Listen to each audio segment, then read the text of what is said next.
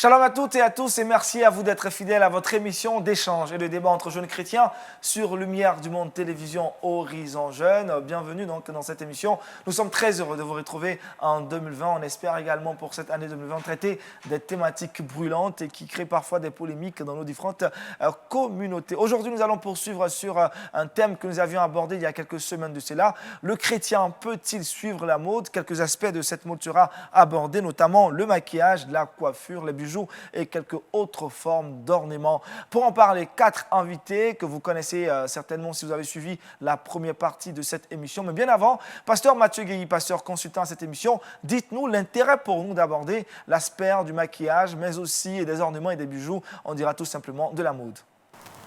Merci Aniel, shalom à tout le monde. Je voudrais donc, avant de toucher bien entendu au sujet de ce jour, profiter de cette occasion parce que nous sommes dans le premier mois de l'année. Je n'ai pas eu l'occasion de souhaiter mes voeux à chacun de vous, à vous qui suivez LMTV, cette émission particulièrement. Je voudrais vraiment prier que Dieu accorde à chacun une année bénie, une année de grâce, que Dieu accorde à chacun de vous tout ce qui est nécessaire à votre plein épanouissement. Quand je parle de plein épanouissement, c'est votre épanouissement à tous égards, pour que vous puissiez continuer à marcher avec le Seigneur. Et je profite de l'occasion pour bénir le Seigneur pour l'œuvre accomplie par LMTV, à commencer donc par le directeur, tous les techniciens, ceux qui travaillent dans l'ombre pour nous produire des choses extraordinaires. Il y a beaucoup que vous ne voyez pas, vous nous voyez nous autres, mais ceux qui sont derrière sont plus nombreux et ils font un travail extraordinaire et nous voulons continuer à demander la grâce du Seigneur sur cette équipe. Que Dieu les bénisse, qu'il bénisse leur famille, qu'il bénisse tous leurs projets et que le Seigneur les aide toujours à rester attachés au Seigneur, qu'ils soient épanouis dans leur foi et dans tous les aspects de leur vie. Shalom à tout le monde, que le Seigneur vous bénisse. Aniel, pour revenir donc à notre sujet, le chrétien peut-il suivre la mode? Je crois que c'est la deuxième partie donc de notre débat. C'est un sujet très important. Un sujet qui mérite d'être abordé. D'abord, nous avons parlé dans notre première émission essentiellement de la mode vestimentaire. Et il est tout à fait question que nous puissions parler de tous les autres aspects, bien entendu, concernant la mode.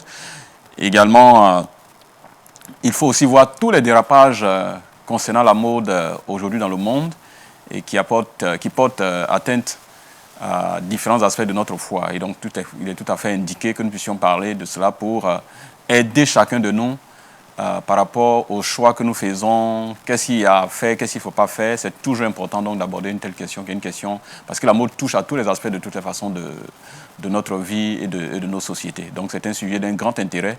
Et je prie donc que Dieu bénisse cet échange que nous allons avoir, et je bénis le Seigneur pour tous ceux qui sont là, qui voudront aussi bien apporter leur contribution à ce débat. Shalom et que Dieu nous bénisse. Merci, pasteur Mathieu Guéhi sur ce plateau. Je rappelle 4 jeunes qui ont répondu encore et à nouveau fraternellement à notre invitation. Traoré Ama, elle est étudiante en sciences du langage. Shalom. Shalom. Comment on va? Ça va par la grâce de Dieu. Merci d'être avec nous dans cette émission. Alors, puisque c'est la nouvelle année, et pour cette émission, dites-nous quels sont vos vœux pour nos téléspectateurs. Mes vœux sont des vœux de santé et de longévité. Que le Seigneur permette à ce que chacun puisse réaliser tous ses projets en cette année. Au nom de Jésus. Merci, Ama. Deuxième invité, Jean-Marc Koudou, il est aussi étudiant, mais lui spécifiquement en droit. Il est aussi secrétaire général adjoint de la CEPSI. Shalom. Shalom. Comment vous allez? Je vais très bien par la Seigneur. Merci d'être avec nous. Alors, pareillement, à Traoré Ama, quels sont vos vœux pour nos téléspectateurs? Mes premiers vœux sont des vœux de santé. Des vœux de santé pour tous nos téléspectateurs, tous ceux qui nous suivent. On voudrait déjà leur dire merci pour cette confiance placée en nous. Nous prions pour que cette année soit une année de consécration au Seigneur, plus de Jésus dans la vie de chacun. Plus de Jésus. Très rapidement, dites-nous, c'est quoi la CEPSI? La CEPSI, c'est l'association chrétienne des élèves étudiants protestants de Côte d'Ivoire. Vous en êtes le secrétaire général adjoint. Oui, bien sûr. Soyez bénis. Troisième invité, il se nomme Nanan Baudouin. Il est missionnaire, mais aussi entrepreneur. Shalom, Nanan. Shalom. Comment on va? Ça va, ça va. Merci d'être avec nous. Merci. Alors, la mission pour 2020, elle s'annonce grandiose. Oui, effectivement. Des âmes à gagner. Oui, beaucoup. Il a dit dans sa parole qu'il y a beaucoup d'appelés, mais peu d'élus. Donc notre prière, c'est que Dieu puisse toucher beaucoup pour qu'il soit plus consacré à son œuvre, que 2020 soit cette année-là, où les jeunes ivoiriens soient connectés plus à Jésus. D'accord. Au-delà, hein, la jeunesse chrétienne Oui. dans toute l'Afrique et même au-delà de l'Afrique soit connectée à Jésus. Dernier invité, Amos Acré, étudiant en droit. Shalom. Shalom. Comment on va? Par la grâce de Dieu, ça va. Gloire à Jésus-Christ. Alors, quels sont tes vœux pour nos téléspectateurs? Les vœux, c'est d'abord des vœux de longévité, de santé également, et surtout que la grâce et le bonheur accompagnent vraiment tous les téléspectateurs de LMTV. Merci. On revient à notre sujet du jour. Je rappelle, le chrétien peut-il suivre la mode?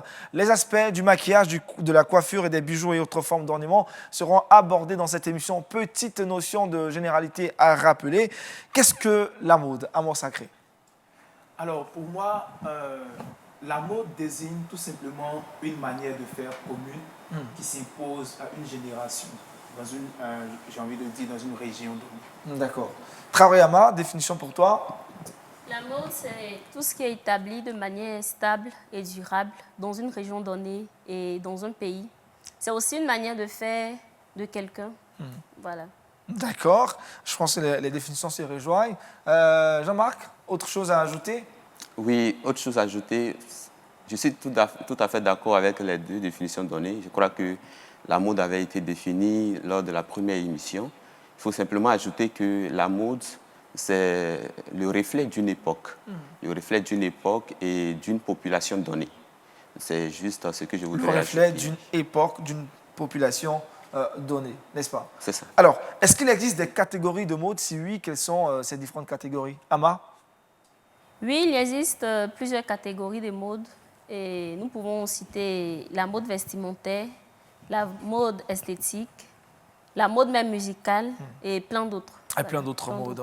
Non, non, besoin. Les catégories de mode, il en existe. Mais que faut-il comprendre? Pas suivre la mode. Quelle est l'essence de ce groupe de mots? Suivre la mode. Bon, pour ne pas revenir à la définition de notre frère la dernière fois, il faut comprendre que suivre la mode, c'est un engagement pour certaines personnes. Sinon, en réalité, suivre la mode, c'est se perdre. Suivre la mode, c'est se perdre. Ça veut dire qu'on n'a plus de personnalité, on n'a plus d'identité, on n'a plus de motivation réelle. Alors que pour quelqu'un qui croit qu'il est enfant de Dieu, il doit se dire que l'essentiel n'est pas de m'investir dans la mode, mais plutôt de m'investir dans ma croyance. De sorte que moi, je sois un modèle et non la mode qui soit moi mon modèle. D'accord. Voilà. On va aborder, je disais, les aspects de la mode aujourd'hui concernant le maquillage, la coiffure, les bijoux et autres formes d'ornement. Le make-up aujourd'hui connaît une véritable expansion. Le make-up est en vogue. Pour vous, qu'est-ce qui explique cette montée fulgurante, cet essor du make-up? Amour sacré. Déjà, c'est quoi le make-up? Avant que je demande pourquoi le make-up. Je pense que Ama est bien placé. Ama n'est pas forcément la seule à bien placer. Le make-up, c'est plus l'histoire des femmes, en fait. D'accord, d'accord. Ama, il te renvoie la question. On va essayer de définir le make-up avec toi.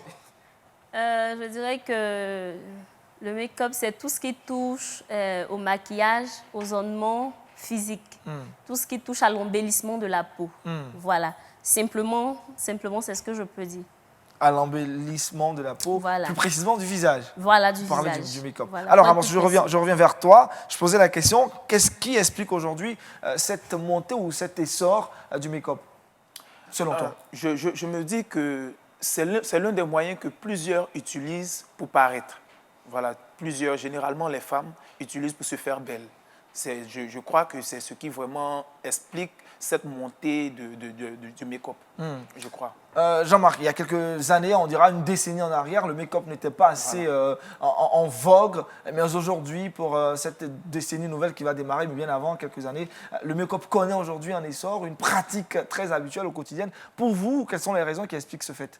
En fait, il faut simplement comprendre que tout ce qui existe autour des hommes peut arriver à un certain moment connaître une évolution. Aujourd'hui, ce n'est pas seulement que le make-up qui est suivi, mais la mode en question évolue, tel que le monde évolue. Donc, chaque fois qu'il y a une nouvelle tendance, le monde entier se met à suivre cette tendance. Donc, je crois qu'on ne devrait pas seulement regarder au make-up, mais il faut dire que la jeunesse, ou bien même l'humanité tout entière, aspire à, comme l'a dit le frère, aspire au fait qu'on doit paraître dans tous les milieux où nous nous trouvons, il faudrait qu'on puisse paraître. Donc voici ce que je peux dire. La raison au de niveau, paraître voilà, explique la raison de cet paraître, essor, en fait. cette propagande du make-up. Non, Baudouin, est-ce que vous avez une autre analyse de cette montée fulgurante du make-up? Bon, je ne sais pas si vous pouvez revenir un peu sur La sur question est simple. Qu'est-ce qui fait qu'aujourd'hui le make-up connaît un essor fulgurant, Ok, une pleine expansion? Ok, si vous me permettez, je voulais déjà commencer par l'origine même du make-up.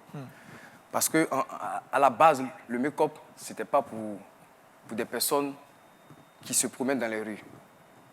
C'est une star qui doit avoir affaire à une émission ou un concert qu'on prépare, qu'on transforme de sorte qu'elle soit présentable, qu'elle soit bien vue, même si elle a les défauts dans le visage, on réussit à faire fondre ça, à cacher ça, cacher ses taches, tout ce qui apparaît, qui pourrait perturber un peu son image et qui pourrait pousser un peu le public à avoir des témoignages ou à dire ce qu'il ne devait pas dire. C'est juste pour protéger l'image de la star.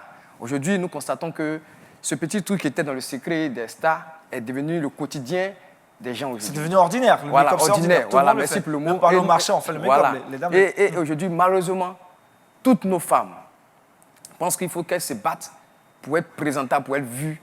Alors qu'elles ne savent pas qu'au fond, c'est quoi? C'est une transformation. C'est pas ce que tu es. Tu parais, mais tu n'es pas. C'est du mensonge. Le make-up que nous voyons aujourd'hui dans le quotidien de la vie des gens, c'est du mensonge. Donc, il ne faudrait même pas encourager cette chose-là. D'accord, Je suis on va d'accord. pour l'instant, je suis d'accord que... On n'est pas encore arrivé à la question du mensonge. Non, je suis d'accord. Pour l'instant, je suis demande à savoir d'accord. qu'est-ce qui explique ce fait Je pour suis vous. d'accord. Je suis d'accord quand, le jour de mon mariage, je puisse peut-être me retoucher un peu. C'est un mensonge aussi pour le jour du Je viens. mariage. J'ai bien dit que c'est pour se présenter à un événement, à une émission, à un concert. Là, je suis d'accord. C'était pour des raisons particulières, des activités Mais aussi bien précises. tous les jours, me promener avec du make-up sur moi, ça, vraiment, c'est que je suis plus de ce monde, quoi. D'accord, on va revenir sur pourquoi vous traitez le make-up de mensonge. Vous avez quelques raisons. On avance dans cette émission. Mais je prendrai l'avis déjà de Amar. Il a parlé de ce qui était secret, réservé aux stars lorsqu'elles devaient apparaître. Mais aujourd'hui, le make-up est un fait ordinaire. Les femmes, même pour aller au marché, accompagner leurs enfants partout, même peut-être aller dans les toilettes pour faire le make-up, je rigole. Mais pour vous, qu'est-ce qui explique ce fait-là aujourd'hui? Moi, je dirais qu'il y a l'effet de la société. Parce qu'aujourd'hui, on a tendance à vouloir être comme tout le monde, ne pas se sentir à l'écart.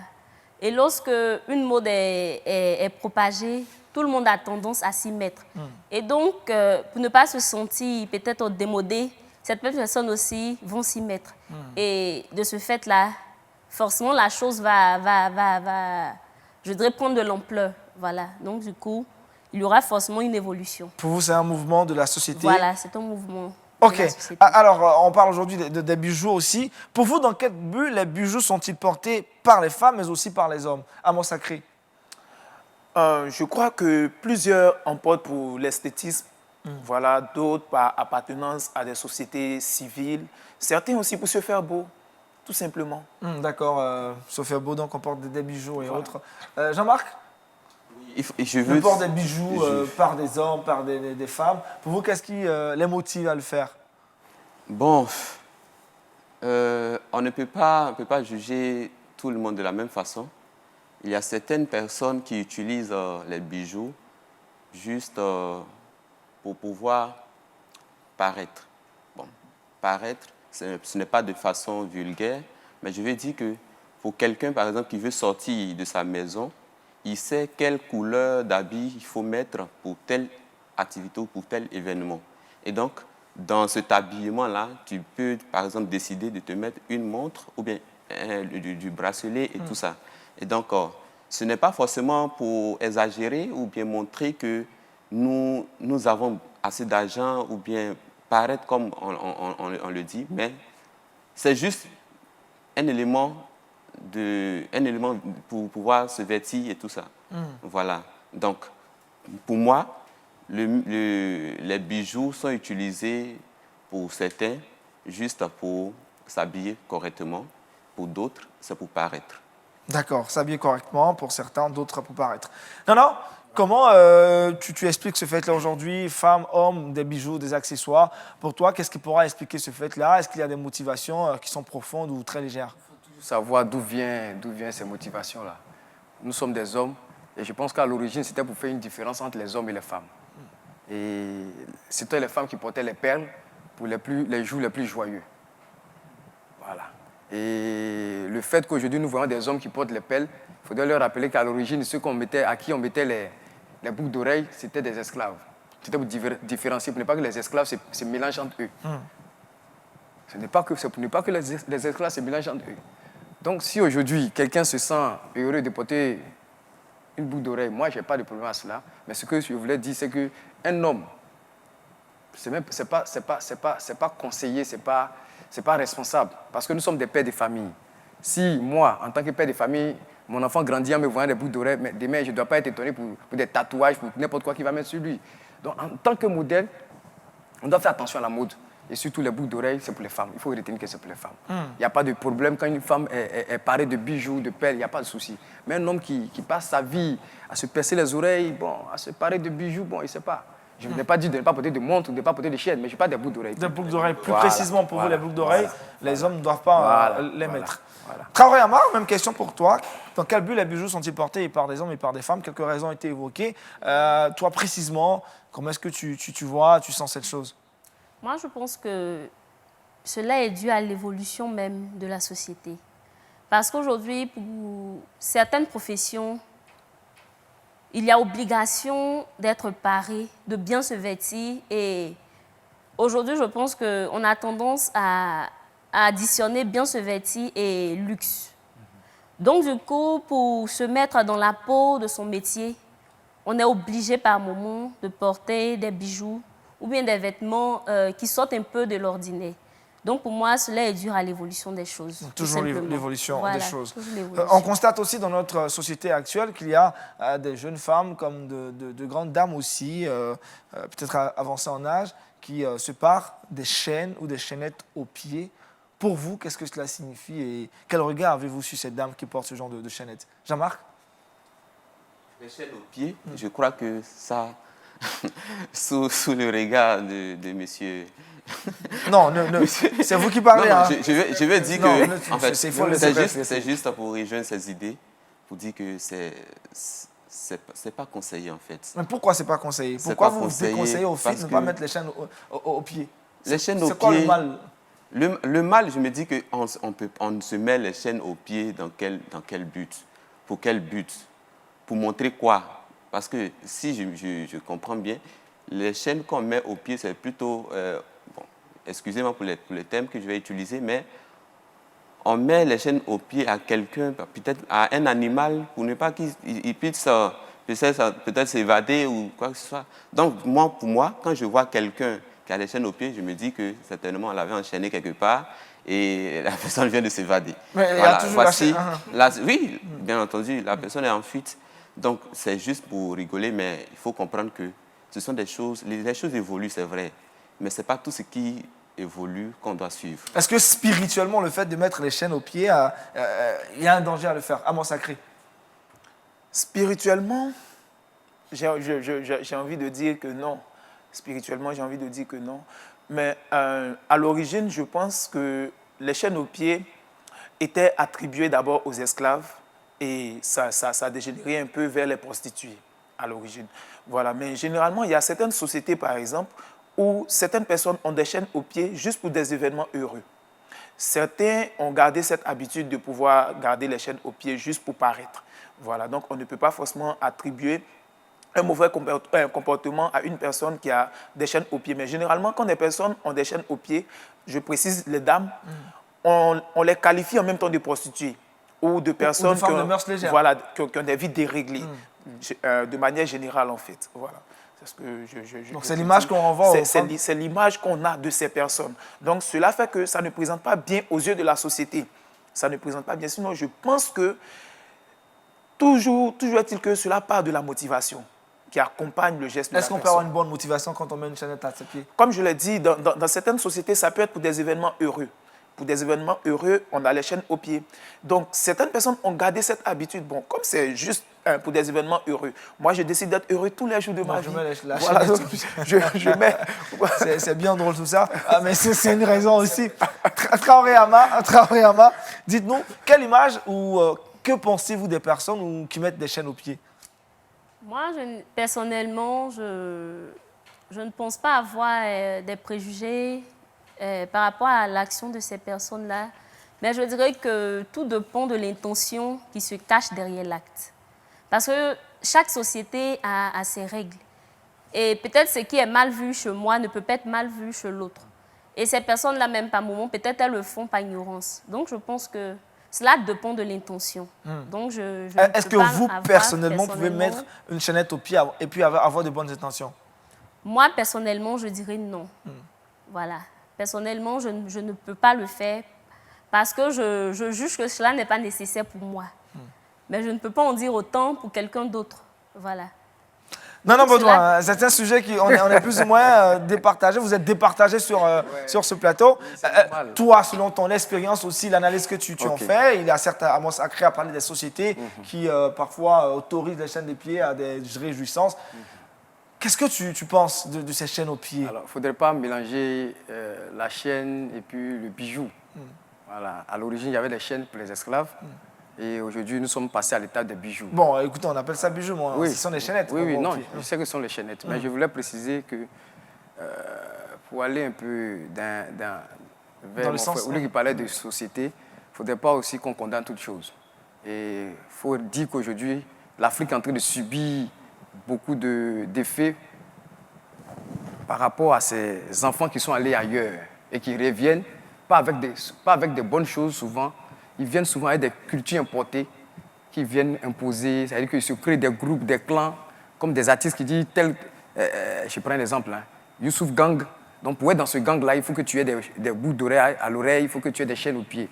Sinon, aujourd'hui, nous savons que chez nous ici, les filles qui sortent entre elles, les lesbiennes, ce sont elles qui avaient à l'origine ces chaînes-là pour s'identifier parmi les autres. Pour ne pas que ça soit une affaire de se tromper. Je ne vais pas venir comme moi, je suis une femme, c'est un exemple que je donne, et puis elle est une femme, et puis je commence à la draguer. Donc pour qu'on puisse se reconnaître dans tout, c'était les chaînettes en fait. Donc aujourd'hui, il y a d'autres filles qui sont là, elles ne sont pas dans ce groupe-là, elles ne sont pas dans ce gang-là, mais elles trouvent ça joli. Donc elles se trouvent en train de porter ça juste pour être à la mode, pour être à l'aise parce qu'elles aiment ça. Mais l'origine, c'est quoi? C'est ceux qui sont sortis de nos pays africains, qui sont revenus, qui ont vu ça ailleurs, surtout chez nos frères arabes, chez nos frères dans d'autres pays en Asie. C'est qu'ils sont revenus, la plupart étant avec ça, et qui ont commencé à promouvoir cela ici. Donc pour dire que moi, je ne condamne pas cela personnellement, mais je veux dire qu'un enfant de Dieu qui veut vraiment se distinguer, il y a des choses qu'on peut déjà faire fi de cela. Ça ne dérange pas Dieu, ça. Ça ne dérange pas Dieu. Mais quand même, pour ne pas que quelqu'un te confonde avec les gens de son clan, de son gang, c'est mieux de ne même pas toucher à ça. D'accord. Voilà, c'est juste mon conseil.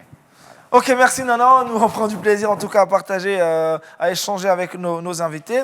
Aujourd'hui, on constate qu'il y a beaucoup d'investissements qui sont faits par la femme ou par l'homme pour paraître belle ou beau de nos jours. Qu'est-ce qui explique ce fait qu'on investit assez de moyens financiers pour être beau ou belle? Traoré Ama. Je dirais que il a parlé tout à l'heure de l'origine des make-up et des bijoux et autres. Et à la base, c'était pour des personnes nanties. Voilà, donc aujourd'hui, puisqu'il y a l'effet de la mode sur beaucoup, donc du coup, si cette chose-là est conçue pour une certaine catégorie sociale, du coup, ça va forcément coûter cher. Et pour celui qui veut forcément s'y mettre, afin de ressembler peut-être à la star ou à son idole, il va forcément débourser une forte somme. Donc du coup, ça va nécessiter des moyens. Voilà. Donc pour moi, c'est d'abord ça. D'accord. Voilà. À moi sacré, la question de l'investissement financier pour paraître beau ou belle selon le sexe. Moi, je dis que quelque part, ce qui motive cela, c'est une mauvaise estime de soi. Il y a certaines personnes, par exemple, je prends l'exemple d'une dame qui a une tache, par exemple, sur son visage. Et parce qu'elle paraît devant les gens, elle n'est pas appréciée. Elle a d'abord une mauvaise estime d'elle-même. Donc, elle est obligée de baigner dans le maquillage tout le temps pour pouvoir cacher cette tache pour paraître. Donc, elle paraît, mais elle ne présente pas ce qu'elle est au fond, en fait. Donc, juste pour se faire apprécier par d'autres, ou même d'autres le font juste pour se faire voir, pour qu'on dise, ah oui, vraiment, tu es très belle, ça te va avec le maquillage. Sans le maquillage, tu n'es pas, en fait, ce que tu es. Donc, je crois que c'est plus pour la mauvaise estime, pour cacher cette mauvaise estime que plusieurs... Pour vous, voilà. il faut se présenter avec sa tâche ou ses tâches. Il faut se présenter soi-même. Si les gens être doivent, vrai. voilà, si les gens doivent nous apprécier, ils doivent nous apprécier pour ce que nous sommes, pas pour ce que nous leur présentons. D'ailleurs, on peut présenter quelque chose et dedans, nous ne sommes pas ce que nous sommes en train de présenter, en fait. Et là, c'est vraiment tout le mal qu'il y a, parce que les gens t'apprécient pas pour ce que tu es, mais pour ce que tu leur présentes. Et là, c'est vraiment... Les gens t'apprécient pour ce que tu leur montres de toi-même. Alors, on va parler cette fois-ci des coiffures avant de revenir au maquillage et au make-up. Est-ce que le chrétien peut-il faire des coiffures en vogue présentées par certaines stars? On a vu, c'est la coiffure du moment, et pour les femmes et pour les dames, et aussi imiter ces différentes coiffures. Jean-Marc Koudou. Oui, comme nous l'avons déjà dit, la mode est suivie par tout le monde. La mode est suivie par tout le monde. Et comme le frère venait de le dire, ça dépend de l'intention cachée derrière ce que nous suivons. Voilà. Si c'est juste pour ressembler à cette star que j'ai vue à la télévision, je crois qu'il faut se renseigner pour savoir pourquoi est-ce que cette star a utilisé une telle coiffure. Voilà. Et donc, on peut utiliser, on est libre, hein, même le chrétien est libre, mais comme le dit l'apôtre Paul, il ne faudrait pas que notre liberté soit une pierre d'achoppement pour notre frère qui est à côté. Et donc, si nous choisissons de faire une coiffure qu'une star a faite, je crois que c'est l'intention qui va poser le problème. C'est l'intention qui va poser le problème. Donc, on peut faire des coiffures en vogue en ayant une bonne intention, une bonne motivation. Oui, bien sûr. En ayant une bonne motivation, parce qu'en fait, la coiffure, normalement, c'est pour se présenter beau, c'est pour se présenter agréable aux yeux de ceux qui sont autour de nous. Voilà. Et donc, si je me dis que cette coiffure peut être appréciée par ceux qui sont autour de moi et que ça n'empiète pas sur la foi de quelqu'un à côté, je crois qu'on peut s'y mettre. D'accord. Un mot à dire à propos de la coiffure, non? Non, pour moi, cette histoire de coiffure, il n'y a pas de souci. Ça veut dire que je me sens à l'aise dans une coiffure, je me mets dans la coiffure. Pour les hommes, se tresser, faire des locks, pour vous, il n'y a pas de souci. Mais quand je veux déborder un peu, c'est un peu ça. Je dis qu'aujourd'hui, nous sommes... Qu'est-ce que vous appelez débordement? Voilà, c'est là que j'arrive. Aujourd'hui, il faudrait faire attention à ce que nous allons laisser après nous. Il y a ce qu'on doit laisser après nous. Je suis un professeur. Je dois donner des cours. Je me trouve à l'école avec des locks, comme l'entrée dit, avec des cheveux frisés ou bien avec des druides. Mais ceux qui sont devant moi, là, s'ils n'ont pas compris le sens, là, lui ça veut dire qu'il cherche à devenir comme moi. Il y a des élèves comme ça. Nous, moi, particulièrement, en 4e, j'ai voulu ressembler, j'ai voulu être comme mon professeur d'allemand. Parce qu'en même temps qu'il faisait l'allemand, il faisait l'ECM. C'était un gars vraiment extraordinaire. Il était super intelligent. Vous voyez? Mais imaginez que j'idéalise ce monsieur et puis il a une coiffure bizarre. C'est ce qui va hanter ma vie. Donc souvent, nous sommes des modèles sans s'en rendre compte. Il y a des gens qui nous regardent de part et d'autre. Donc il faut faire beaucoup attention à ce que nous faisons. Je prends simplement une raison simple. Vous arrivez aux États-Unis, vous allez voir dans l'église, le gars il est en dread et puis c'est lui qui est le batteur, c'est lui qui est le guitariste. Ça ne dérange pas. Là-bas, c'est leur monde, c'est leur culture. Mais chez nous ici, c'est des choses qui ne passent pas. Et on est en train de forcer aujourd'hui des traditions importées à notre génération qui est là. Et ça, c'est pas bon. Qu'est-ce qu'on va laisser? On peut se sentir à l'aise avec des cheveux à ras ou bien des cheveux montants. Il n'y a pas de souci. Mais quand on sait qu'on parle de se tresser un homme ou bien des druides qui vont déborder vraiment ça, il faut faire attention. Est-ce qu'à ce niveau-là... Est-ce qu'à ce niveau, il y a vraiment un problème? Je prends par exemple... Non, j'ai dit qu'il n'y a pas de problème. Mais d'accord. seulement à cause de la génération qui vient, il faut savoir dans quel domaine... Moi, je suis un chanteur de couper des calibres, bien de reggae. Si je fais des dreads, ça ne va jamais choquer quelqu'un. D'accord. Ça ne va jamais choquer quelqu'un. Mais je ne peux pas être un professeur et puis faire des coiffures. Non, je comprends. Voilà, je peux parce pas que être un professeur. On va le laisser finir. Voilà, je ne peux pas être un professeur et puis me mettre dans une classe avec des dreads ou bien avec des nattes. C'est ce que sont dit. Si je veux chanter du reggae, ça ne me dérange pas de faire mes dreads. Mais donc pour vous, la coiffure est fonction également de ce qu'on fait dans la société. Je ne peux pas être un pasteur aussi, me tenir devant les gens avec des dreads. Parce qu'en Afrique, il y a de la main qu'on voit les choses. Pour rejoindre le verset de Paul, il y a de la main qu'on voit les choses. C'est comme tu es un pasteur, puis on te voit un dimanche, tu rentres avec une bouteille de boisson. Ça veut dire qu'il y a des choses en Afrique ici, là. Ce n'est pas acceptable. Peut-être quelque part là-bas, c'est acceptable. Mais chez nous, ici, là, il y a des choses, quand tu es chrétien, tu fais, c'est pas acceptable. Non, il y a la culture africaine, la tradition. Est-ce que la culture et la tradition également doivent forcément être respectées en fonction de la Bible? Bon, je veux dire, pas forcément, mais je veux dire, il faut faire vraiment attention. Attention, on va écouter Amos Sacré qui, lui, n'a pas de souci avec les locks. En le fait, pasteur peut faire des locks. Parce que moi, j'ai envie de demander, est-ce que dans ce sens, c'est forcément l'appréciation d'autrui qu'il faut regarder? Moi, j'ai par exemple des amis qui ont fait la Chine. En Chine, par exemple, pour se faire coiffer, la coiffure coûte 5 000 francs. Le gars, il est arrivé en Chine pour les études. Il est un peu subventionné par l'État, mais c'est pratiquement ses parents qui l'aident. Donc, s'il doit se coiffer à tout moment à 5 000 francs, vraiment, ça devient compliqué. Il se sent donc dans l'obligation de garder des cheveux. Oui, ça, c'est là-bas. Voilà. Mais quand il vient, par exemple, en Afrique... Il se coiffe? Non, puisqu'il doit repartir.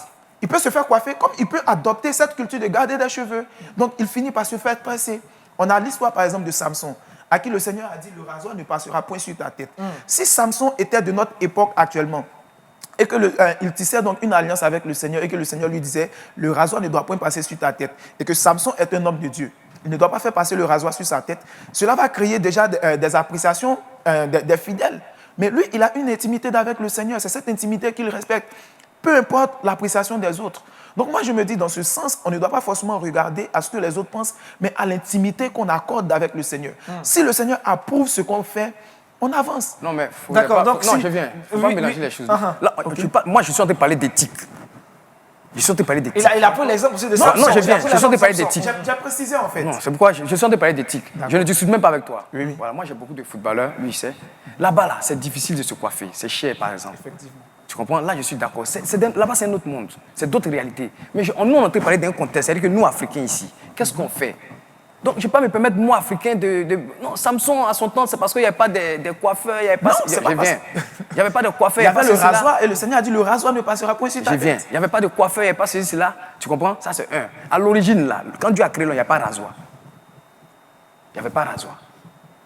Voilà. Donc, à l'origine, les hommes de l'époque de Jésus ne se coiffaient pas. Tu comprends? Donc, aujourd'hui, nous sommes dans un monde où les gens parlent d'éthique. Je parle d'éthique, c'est-à-dire qu'on nous regarde. Nous sommes des exemples. Quand on parle d'éthique, c'est-à-dire que tu dois faire de sorte que ta personne soit respectée. C'est de ça qu'on parle aujourd'hui. On parle d'éthique là où nous sommes. Si on veut parler de spiritualité, on va changer de sujet ici. On va changer de sujet ici. Voilà, parce que tu... Mais est-ce que l'éthique aussi ne colle pas avec la spiritualité? Oh, l'éthique vient peut-être en apport. Sinon, écouter la voix de Dieu, c'est autre chose. C'est basique. C'est autre chose. On ne va pas quitter ici. D'accord. C'est pas le thème. Ama, ton avis sur la question, Non, je pas le reviendrai. Pour Amos Sacré, le chrétien peut garder ses cheveux, faire toutes sortes de coiffures, ça ne gêne pas. Tout dépend de sa relation, son intimité avec le Seigneur. Pour Nana Baudouin, il faut penser éthique quand on fait certaines choses. Quel est ton avis sur la question? Voilà, d'abord, pour répondre à cette question, je dirais qu'il est important de revenir à notre contexte. Voilà. Puisque nous parlons ici de mode, nous parlons également de règles dans notre société et ce qui se fait à notre époque. Donc, je dirais que la coiffure que je veux peut-être aller faire, est-ce que cette coiffure-là répond aux règles ou bien à la mode de la société dans laquelle je vis? Est-ce qu'en allant faire cette coiffure qui s'est faite peut-être aux États-Unis, ici, ça ne va pas choquer? Voilà, il faut d'abord voir ça. Donc, il faut considérer le contexte, l'environnement, l'espace. L'environnement, l'espace, et puis le message aussi que je veux véhiculer. D'accord. Donc, pour moi, c'est relatif. C'est relatif. Toi, elle est partagée, hein, c'est relatif, ça dépend du contexte. Tu veux dire quelque chose d'autre à propos, Amos? Non. J'écoute.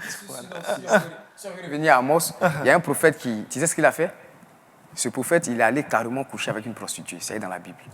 Et il est sorti, il a dit aux gens que les gens vont ça le condamner. Il leur a dit c'est Dieu qui l'a envoyé. Tu vois que si on veut passer notre temps à écouter chacun ce qu'il va dire que Dieu lui a dit, ça va perturber tout le monde. Moi, je peux me lever tout à l'heure puis je viens avec une cigarette ici. Alors que je sais que je suis sur une chaîne de télévision. Je vais leur dire, je dis à l'animateur qui est là que le Seigneur m'a dit de venir avec une cigarette. Lui, il est libre de croire ou de ne pas croire. Mais est-ce que c'est normal ce qu'ils ont fait aux yeux des hommes? Enfin, d'accord. Tu nous fais savoir que c'est le Seigneur qui te l'a dit. Là, ça te regarde, toi et ton Dieu. Nous, nous sommes libres de croire, nous sommes libres de t'accepter sur le plateau. Ma cigarette, tu vois combien de fois je vais choquer les gens? Non, mais si toi, tu te sens libre, Le plus important, en fait, ce n'est pas forcément l'appréciation des autres. C'est ce que je suis en train de dire. Le plus important, c'est ce que le Seigneur pense de Il toi, a en dit fait. c'est basique. Je prends ton exemple et puis je te donne un autre exemple. C'est pourquoi je t'ai donné cet exemple. Non, mais c'est maintenant ce que tu je vois. dis. Si tu viens, vois un autre exemple encore. Si tu viens L'autre avec... exemple, tu sais- D'accord, on va prendre un autre exemple Voilà, rapidement l'autre avant exemple, qu'on c'est quoi? progresse. Voici un monsieur qui est assis là, qui a été ami de Jésus. Et un matin, on dit on va tuer Jésus. Et puis lui se permet de vendre Jésus à 30 pièces. Est-ce que tu comprends un peu? Mais on nous dit qu'il fallait que Judas fasse cela pour que Jésus puisse passer à la croix. A-t-il mal fait ou a-t-il bien fait? Je pense que la question, vous l'aurez peut-être après. C'est une question. C'est une Voilà, question c'est qu'a une question posée. que si on veut rester sur Mais les en raisonnements fait, de personnes non, par rapport aux compréhensions Donc, de la voix de Dieu. non, on va non, pas il faut quitter revenir à ici. l'éthique. Voilà. Le On va s'amuser à chrétien l'éthique. doit avoir une certaine image. Si Dieu t'a parlé là, en il société. faut vivre ça toi seul. Mais il y a des choses qu'il ne faut pas faire. Non, Jean, je viens. C'est pourquoi ces personnes dont tu es en train de citer là, à leur temps, ils habitaient seuls, ils vivaient seuls. Les prophètes n'étaient pas au milieu des gens. Les prophètes ne vivaient pas avec les gens. Ils étaient à part. C'est parce que ton exemple que tu as pris là, le monsieur qui s'appelle Samson là, il a quitté son lieu de prophète qu'il avait parmi les hommes, qu'il a été séduit par la femme. Ce sont les prophètes, il faut connaître l'histoire. Les prophètes ne vivaient pas avec les gens. D'accord, on va progresser dans nos échanges. Le débat est très intéressant. Nanan disait à l'instant dans ses propos que le maquillage est un mensonge. Alors, le maquillage n'est-il pas un masque pour cacher ses imperfections? Est-ce que la Bible nous autorise à se maquiller ou à nous maquiller, on dira, pour les femmes qui font aujourd'hui le make-up? Jean-Marc Koudou. Je crois que le maquillage n'est pas forcément utilisé pour pouvoir, je dirais, effacer son imperfection. C'est plutôt pour améliorer la beauté, en fait. Voilà, tout à l'heure, avant d'avoir accès à ce plateau, nous sommes passés dans la salle de maquillage parce que c'est pour pouvoir mieux présenter l'émission que cela s'est fait. Donc, non, en fait, c'est juste pour dire quoi. Comme on l'a dit au début de l'émission, le maquillage est utilisé pour certains par exagération, en fait. C'est l'exagération qu'il ne faut pas faire. Voilà. Donc, ça C'est quoi dépend l'exagération du maquillage? Un maquillage, c'est un maquillage, un make-up, c'est un make-up. On exagère comme moi. Quand on prend les cils, on déborde, les sourcils, tout ça, on met Bon, les il y a mascaras, ça, et puis le frère a également dit qu'on peut utiliser le make-up ou bien ce type de maquillage-là pour des événements spéciaux. Mais pas tous les jours. Pas tous les jours. Pour vous, Voilà, tous les jours, c'est l'exagération bien. vient du fait que cela se répète à tout moment, partout où nous nous retrouvons. Il faudrait qu'on sache que nous aussi, nous savons nous maquiller, c'est tout. Traoré Amar, pour Nana, il va certainement s'exprimer là-dessus, il va développer sa thèse. Le maquillage est un mensonge. Et pour Jean-Marc, il faut l'utiliser à des circonstances bien données. Au-delà, c'est de l'abus. Moi, je dirais que je demeure sur ma position. Tout dépend de l'intention, en fait. Parce qu'il y a des personnes qui le font par obligation, par devoir professionnel. Il y a aussi des personnes qui le font pour cacher des parties de leur corps qu'ils trouvent peut-être imparfaits dans leur compréhension de la chose. Il y a d'autres aussi qui utilisent le maquillage pour paraître. Et d'autres le font par effet de mode. Donc, je dirais que cela n'est pas forcément un mensonge. Ça dépend de ce pourquoi je fais un make-up. D'accord. Voilà. Donc, pour toi, c'est pas forcément un mensonge. C'est pas forcément un mensonge. Avant sacré, le maquillage, tu as déjà abordé la question. Je le dis, le maquillage n'est pas forcément un mensonge. D'autres peuvent utiliser le maquillage comme un mensonge, comme je l'ai dit tantôt, pour pouvoir cacher des imperfections sur le visage. Voilà. Mais d'autres, par contre, peuvent utiliser le maquillage aussi pour améliorer la beauté. Donc, ce n'est pas forcément un mensonge. Je le pense, je le dis, ce n'est pas forcément un mensonge. Nana Baudouin, tu reviens sur tes propos. Le maquillage est un mensonge ou... Je pense bien que je ne me suis pas fait comprendre parce que je ne parlais pas de maquillage, c'était mensonge, mais plutôt le make-up. Le make-up, d'accord. Je Le préfère, make-up. je Tu restes sur préfère, je préfère le thème. D'accord. Même si c'est la même Le chose. make-up, c'est... Voilà, même si c'est la même chose, mais il faut préciser. C'est beaucoup que plus renforcé, le Voilà, make-up. dans le make-up, il y a beaucoup de choses. C'est un package. Alors, il faut comprendre qu'une femme qui veut se faire belle pour son mari, il y a les beurres de karité, il y a les pommades, il y a tout ça, il y a des glosses, il y a des maquillages simples, rouge à lèvres, il n'y a pas de souci. Mais je dis, quand tu fais de sorte, c'est-à-dire que tu fais en sorte que ton image soit transformée par ce que tu n'es pas, que tu veux présenter aux gens. C'est de ça que je parle. Celui qui est dehors, tu es une soeur, tu veux te marier. Et tu passes ta vie à faire le make-up. C'est-à-dire que le make-up, c'est une transformation. Parce que le visage qu'on a Voilà. du make-up et le visage qu'on a sans le réalité, make-up est ça fait différent. deux. Parce que généralement, les images que nous Voilà. présentons, on dit avant et après. Ah, merci. Et cet homme-là qui te voit dehors, chaque semaine, chaque mois, c'est ce que tu es. Dans les maquis qu'on vous rencontrez, dans les bars qu'on vous rencontrez, même dans l'église. Et un matin, il décide de te marier. Mais quand tu vas finir de te laver et que vous allez vous coucher, tu vas faire le make-up. Est-ce que c'est le make-up que tu vas faire? C'est de ça que je suis en train de parler. Ce n'est pas une vie, le make-up, ce n'est pas une vie. Je suis d'accord que si tu vas à une cérémonie ou bien tu dois présenter une émission, tu peux faire ton make-up, il n'y a pas de souci. Mais quand ça devient ta vie, c'est ça, il dit, c'est le mensonge. Tu vis dans le mensonge. Tu peux attirer quelqu'un avec ça, alors qu'en réalité, tu n'es pas ce que tu présentes. Mais c'est du mensonge. Le gars, il va se marier 2 mois après, il va vouloir divorcer. Les pasteurs vont faire de ça un problème dans tout le pays, alors que c'est toi qui es à la base. C'est le mensonge. C'est de ça que je parle. Et je voulais dire quelque chose, si vous me permettez. Allez-y. C'est vrai que nous sommes en train de parler de maquillage, mais aujourd'hui, il faudrait qu'on insiste là-dessus, surtout à l'église. Que ce soit les mamans pasteurs, que ce soit les femmes chrétiennes. Il faut qu'elles comprennent que ce que Dieu a fait de toi, là, il sait pourquoi il t'a créé comme ça. Tu n'es pas plus intelligent que Dieu. Tu n'es pas plus sage que Dieu. Et puis aujourd'hui, on va se permettre, à l'église, là, on voit... les gens sont devenus des lumières. Elles ont perdu leur clarté. C'est-à-dire que leur vrai teint, là, on ne voit plus ça. Et aujourd'hui, ces teints-là, on fait que c'est-à-dire qu'elles étaient noires, elles sont devenues claires, d'après elles, et ça crée des taches. Voici ce qui fait que le make-up est en train de marcher aujourd'hui. Ça crée des rougeurs, des verdures, je ne sais pas qu'est-ce que je vais dire encore. Elles sont obligées de cacher ça avec ces choses qu'elles appellent make-up. Voici le vrai problème. Elles sont prédicatrices, elles s'en foutent de l'image qu'elles vont présenter. Attends, moi je suis infidèle, je viens avec ma fille et puis elle te voit, elle dit je vais ressembler à maman pasteur. Est-ce qu'à l'origine, maman pasteur était claire comme ça? Il y a des choses qu'il ne faut pas négliger. Donc ça, c'est du mensonge qu'on présente. Dieu t'a créé noir, il sait pourquoi il t'a créé noir. Les blancs ne sont pas en train de se battre pour devenir noirs comme nous. Mais pourquoi nous, on ne se bat pour devenir comme eux? Et ils fabriquent le make-up pour leur monde, pour se présenter comme ils veulent. Souvent, c'est pour ressembler à des esprits, à quoi que ce soit. Mais pourquoi nous, on veut toujours faire ce qu'ils nous présentent? On a des belles qualités ici. On sent qu'on en a un gros sur le cœur. Non, mais c'est la réalité. C'est la réalité. Frère. Alors, donc il explique clairement, on a bien compris quand est-ce que le maquillage devient un mensonge, quand ça devient le quotidien. Autre chose à dire sur le maquillage, Jean-Marc Koudou, où tout est clair, le maquillage n'est pas forcément un mensonge, mais c'est quand on en fait, on l'utilise au quotidien, et vous avez parlé d'abus à propos. Parlons maintenant très rapidement des bijoux. Est-ce que les bijoux onéreux ne sont-ils pas choquants dans l'église pour les moins nantis, les personnes qui n'ont pas assez de moyens? On voit quelqu'un de l'église qui porte des bijoux à des hauteurs de milliers de francs. Est-ce que ce n'est pas choquant? Est-ce qu'il faut rester dans la modestie et la sobriété, même à l'église, quand on veut porter des bijoux et des accessoires? Traoré-Ama. Je dirais que oui, cela peut être choquant. Parce que pour des personnes peut-être qui n'arrivent pas à subvenir à leurs besoins, peut-être même à avoir 3 repas et qui trouvent peut-être un frère dans l'église qui met un bijou qui coûte peut-être 500 000 francs, ça peut choquer cette personne-là. Ça peut choquer. Donc, je dirais que oui, c'est choquant. Ça peut choquer. D'accord, souvent. Amour sacré, choquant, il faut se faire plaisir. Moi, je suis un milliardaire à l'église, je porte des bijoux. Je ne partage pas vraiment cet avis. À l'émission passée, Nanon avait dit quelque chose qui m'a vraiment plu. Il a dit que lorsque tu te vêtis, par exemple, tu te revêts, on n'a pas sur toi le prix. Le prix de ce que tu portes. Donc, quand tu portes, par exemple, je dirais un bijou onéreux, on ne connaît pas la valeur.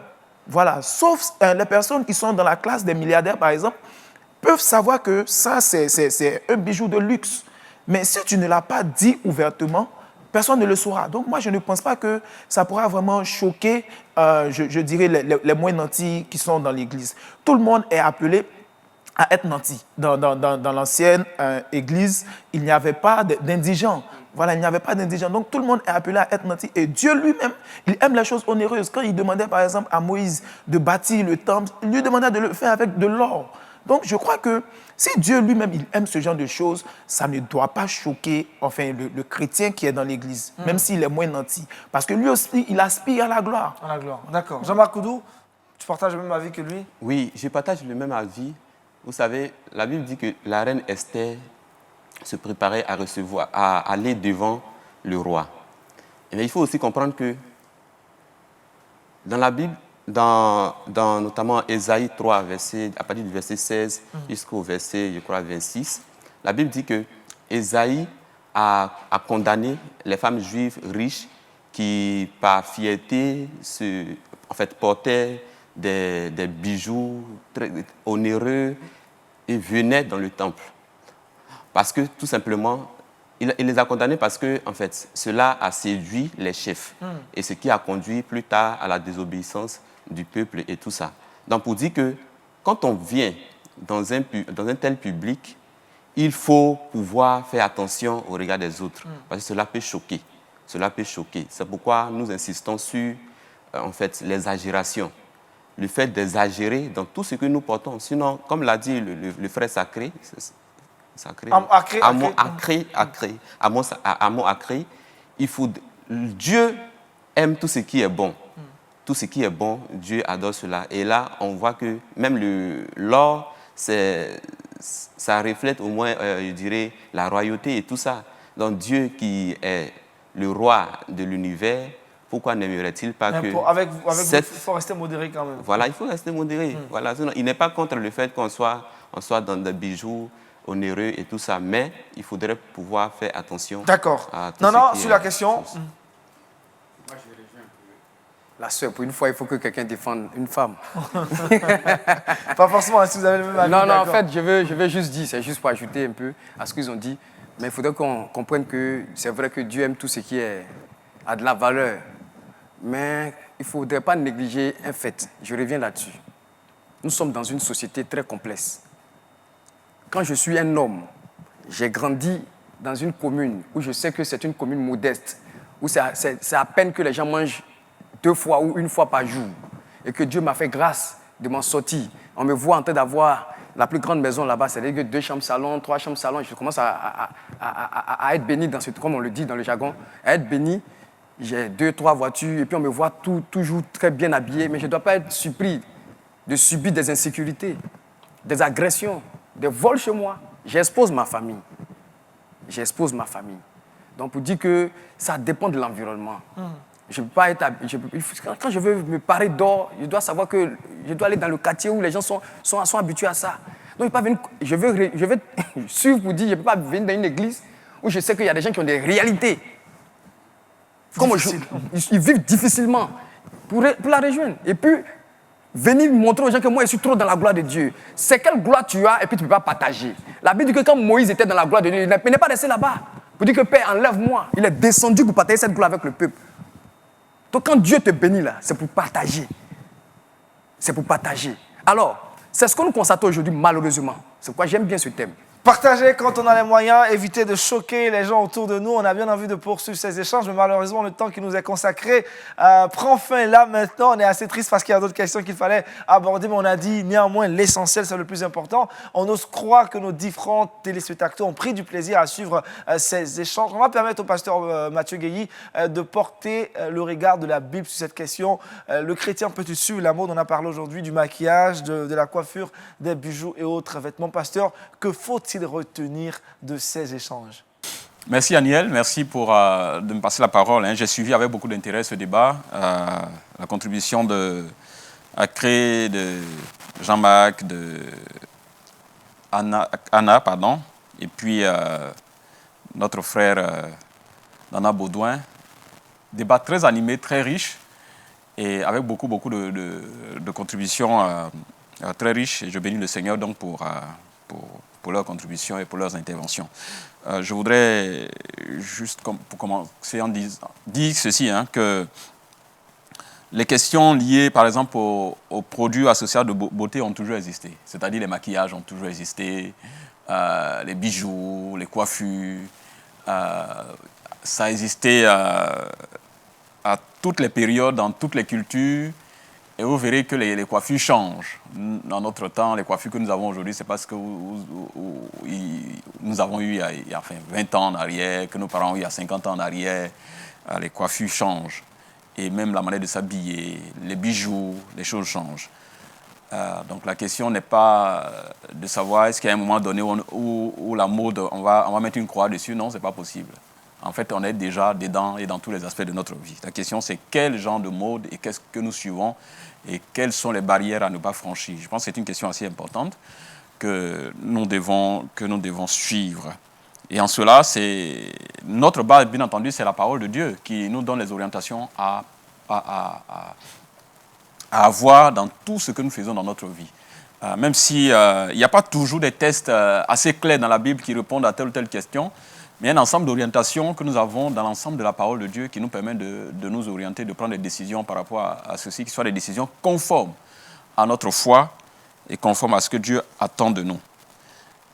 Je voudrais, pour continuer à lire ce texte, qui est aussi un texte important de l'apôtre Paul dans la première épître à Timothée, au chapitre 2, les versets 9 à 10. Je veux aussi que les femmes vêtues d'une manière décente, avec pudeur et modestie, ne se parent ni de tresses, ni d'or, ni de perles, ni d'habits somptueux, mais qu'elles se parent de bonnes œuvres, comme il convient à des femmes qui font profession de servir Dieu. Il faut remplacer aussi là où il y a femme, il faut mettre aussi homme, parce que ça concerne tout enfant de Dieu, à mon avis. Tout enfant de Dieu. Alors, la question de fond ici, c'est que le texte est en train de prioriser les bonnes œuvres, donc la qualité de vie éthique, de vie morale que nous dégageons, donc de prioriser ça par rapport à l'apparence extérieure des choses que nous portons, des traits que nous avons. C'est cet ordre de priorité que le texte est en train de placer là, mais il n'est pas en train de dire du tout qu'on n'a pas besoin de toucher à ces choses. Et dans ce sens, bien entendu, quand nous parlons de mode, il y a des principes très importants que nous devons garder à l'esprit. Éviter l'extravagance dans ce que nous portons, les bijoux, les maquillages et les coiffures. L'extravagance n'est pas chrétienne. Éviter également de porter atteinte à la pudeur parce que nous portons.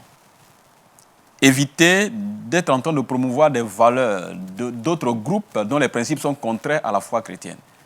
Éviter d'être promoteur de cela parce que nous portons. Les tresses, les coiffures, les bijoux, les genres de bijoux que nous portons. On voit par exemple des gens qui portent des bracelets ou alors comment j'appelle ça, les anneaux sur leurs doigts ou bien des chaînes au cou qui sont en fait des choses portées dans des sectes ou bien dans des groupes dont les principes sont contraires à la foi. Donc je pense qu'il y a des choses, il faut faire très attention d'être promoteur de quelque chose de diabolique, de diabolique. J'ai eu cette expérience comme ça une fois d'acheter une belle ceinture. Je l'avais portée pendant quelques temps jusqu'à ce qu'une sœur voit la ceinture, qu'elle voit un signe là-dessus, qu'elle dise « Mais attention, le signe que tu as là, c'est un signe des homosexuels. » Pourtant, je l'avais porté par ignorance et ça veut dire que j'ai contribué à promouvoir des choses qui étaient contraires à ma foi. Je ne savais pas, je l'ai fait par ignorance, elle m'a aidé à pouvoir me débarrasser de cela. Ça peut arriver que par certaines choses que nous portons certains bijoux, certaines choses, certaines coiffures, ça transmet beaucoup plus des valeurs d'un groupe ou bien des choses qui sont contraires à la foi chrétienne. Nous devons veiller là-dessus. Donc, on n'est pas à la recherche de n'importe quel mot, nous devons faire très attention parce que notre foi est à préserver, nos valeurs chrétiennes sont à préserver. J'ai entendu dire que si Dieu, par exemple, sont convaincus que c'est le Seigneur qui nous appelle à faire ça, bon, d'accord. Mais le problème aujourd'hui, c'est que il y a tellement de personnes qui se disent que le Seigneur leur demande de faire ceci parce qu'en le faisant, ils veulent faire attirer les païens. Tout le monde se dit, non, je le fais pour évangéliser. Mais en fait, les gens n'évangélisent pas. Beaucoup de ces gens le disent, mais c'est un bon prétexte. Un bon prétexte que les gens ont. Et parfois, on appelle ces choses notre culture. Ce n'est pas notre culture, chers amis. Tout n'est pas notre culture. Il ne faut pas faire de confusion entre la culture et la perversion de la culture. Il y a beaucoup de choses qui sont comme perversion de la culture que nous avons acceptées aujourd'hui comme notre culture. Parce que le mal s'imposant de plus en plus à nous, à nos sociétés, donc des choses, beaucoup de choses sont imposées à nous que nous avons commencé à accepter parce que nous n'avons pas la force de nous en défaire. Vous entendrez par exemple des personnes âgées ou bien de grandes personnes qui disent quand ils n'ont pas la force de dire aux jeunes de ne pas faire ça, de ne pas faire ceci ou cela, vous les entendez dire non, mais c'est leur temps. C'est leur temps. Non, c'est pas parce que c'est leur temps qu'ils doivent faire n'importe quoi et consommer tout. Il y a des choses pour lesquelles nous devons dire non. Donc il y a des choses qui sont contraires à l'éthique chrétienne que nous ne pouvons pas accepter parce que tout le monde le fait. Donc c'est des choses assez importantes qui doivent nous aider. Donc faire attention à chaque chose que nous portons, à chaque chose, chaque style de vie. Il y a des choses qui sont contraires à notre foi et nous devons faire très attention Parfois, on dit non, mais les gens dans l'Ancien Testament, il y avait par exemple ceux qui ont fait le vœu de Naziréa, qui avaient des cheveux qu'on ne coupait pas, et ainsi de suite. Je dis non. Eux-mêmes, ils savaient qu'ils étaient bizarres dans leur société. C'est-à-dire c'était un accoutrement ou alors des coiffures exceptionnelles. Dieu leur avait dit pour un temps de laisser les cheveux. Et c'est à eux que Dieu disait, ce n'est pas à tout le monde qu'il disait. C'était de façon exceptionnelle. Et quand eux-mêmes ils étaient comme ça, ils considéraient qu'ils étaient bizarres et la société savait qu'ils étaient aussi bizarres. Mais comme on savait que c'est Dieu qui les avait appelés de façon exceptionnelle, tout le monde le savait. Donc dans une société, quand une chose est bizarre, les gens savent que c'est bizarre. Quand une chose n'est pas bizarre, les gens savent que ce n'est pas bizarre. Donc on ne peut pas dire qu'il faut accepter tout comme ça parce que c'est la mode, ou bien Dieu m'a appelé à le faire et je le fais. Donc faisons très attention à tout ce que nous appelons mode et que nous adoptons. Que le Seigneur nous aide à continuer à réfléchir sur ça et que chaque choix que nous faisons préserve notre foi. Que nous fassions chaque choix dans l'intérêt de notre foi. Que Dieu nous aide. Merci, pasteur Mathieu Guéhi, pour la leçon à retenir dans ces échanges qu'on a eu à voir avec nos invités. Je rappelle Traoré Ama. En tout cas, Shalom, merci d'avoir participé à ces échanges. Amos Sacré, il est aussi sacré hein, parce qu'il avait du mal à taper, il disait sacré. Le sacré Amos Sacré. Koudou Jean-Marc, Shalom et merci d'avoir répondu à notre invitation. Et puis enfin, Nanan Baudouin et qui a pris du plaisir également à partager ce temps d'émission avec nous. Vous qui nous suivez, on vous dit merci pour votre présence. On se retrouve dans une semaine pour un autre épisode de Horizon Jeune avec une autre thématique. D'ici là, portez-vous bien. Merci à toute l'équipe de réalisation. Shalom chez vous et à bientôt.